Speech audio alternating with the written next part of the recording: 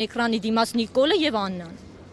Շնորհակալ եմ։ Ուղղակի մի բան բոլորիս է պարզ էլի առանց ամեն ինչի։ Բոլոր ամբողջ ժողովրդին արդեն պարզ է, որ Նիկոլը եկել է այստեղ Հայաստանը վերացնելու համար, ինքը ծառայում է թուրքերին, թուրքահպատակ եւ թուրքապաշտ գործունեություն է իր ամբողջ այս արշավը, ուստի մեր ամբողջ հիմնասյուները Սուրբ եկեղեցին նախ եւ առաջ կրթությունը, պատմությունը այդ ամենը ջնջելով կարող է հասնել նաեւ դրան եւ մի շարք թուրք եւ այլ դավաճան թշնամի երկրների բնակիչներին բերելով լցնելով այստեղ արդեն բոլորը գիտեն գաղտնիք չէ որ շատ եւ շատ թուրքեր եւ ադրբեջանցիներ Հայաստանում ունեն գույք սա շատ հեշտ միջոց է Հայաստանը պարզապես դարձնելու թուրքերի երազած Հայաստան առանց հայերի Գիտեք, երբ որ վարչապետ դարձավ Նիկոլ Փաշինյանը սկսեց, այսինքն Փաշինյանի աջակիցները ըստ էության սկսեցին նոր Հայաստան, նոր կաթողիկոս շարժումը, որով պահանջում էին վեհափառին հանել, նոր կաթողիկոս կարգել, դրան հետևեց այն, որ Փաշինյանը հայտարարեց, որ հոգևոր էլիտային պիտի ծնկի բերել եւ իր խոսքերով քղամիդի հետևում չթաքնվեն հոգևորականները, այնուհետև եկեղեցին հարկելու միտքը առաջ եկավ, ընդհուպ միջև ազգային ժողովում սկսեցին քննարկել այդ հարցերը բարձր ամբիոններից քննարկելով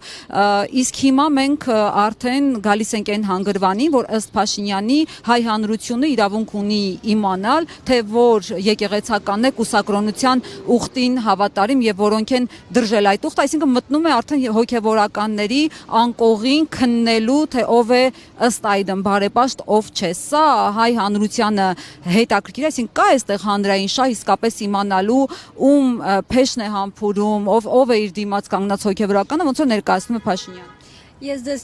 չանդրադառնամ շատ մանրամասն այդ հարցին, որտեղ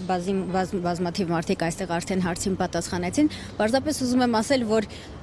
առաջին եւ ամենամեծ մեղքը Նիկոլի Հայաստանը քայքայելու իր միսիան է, ինքը պետք է դատվի, ինքը իրավունք չունի որևէ սրբությանը անդրադառնալ, կապ չունի ով ինչ է անում։ Ինքը իրավունք չունի որևէ բանի անդրադառնալ, ինքը այնքան մեծ մեղքեր, ինքը վաճառել է մեր հայրենիքը, դրանից հետո իրավունք չունի անգամ հայ բառը արտասանել, իհարկե,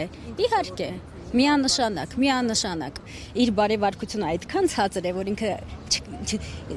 չի կարող տեսնել ընդհանրապես իրականությունը եւ մեր սրբությունները մի հատ էլ դա քննել։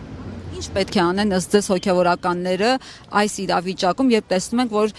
վերին մակարդակով պաշտոնյաները պարզապես հարվածում են, իսկ անգամ Մարմաշենի եկեղեցու հոգևոր հովիվ Տեր Փառենը, որ ասել էր, որ եկեղեցում մուտք չեմ թողելու այն նիկոլական գաղափարներ ունեցողներին, արդեն իշխանամերձ շրջանակներից գնացել էին եւ վիճաբանության մեջ էին մտել։ Այս իրավիճակում ինչ պիտի անեն եկեղեցականները, թույլ չտան եկեղեցի մտնել թե այլ տարբերակ է կառաջի։ Գիտեք, մեր 1700-ամյա հայ առաքելական Սուրբ եկեղեցին այդքան հզոր է, որ ինքը կիմանա ինչ պետք է անել։ Ես ինքս չեմ կարող ինձ իրավունք վերապահել, դատել, թե իրենք ինչ պետք է անեն։ Հուսով եմ, լիահույս եմ, հավատում եմ եւ աղոթում եմ, որ իրենք իրականում ճիշտ քայլեր գործեն։ Շնորհակալ եմ։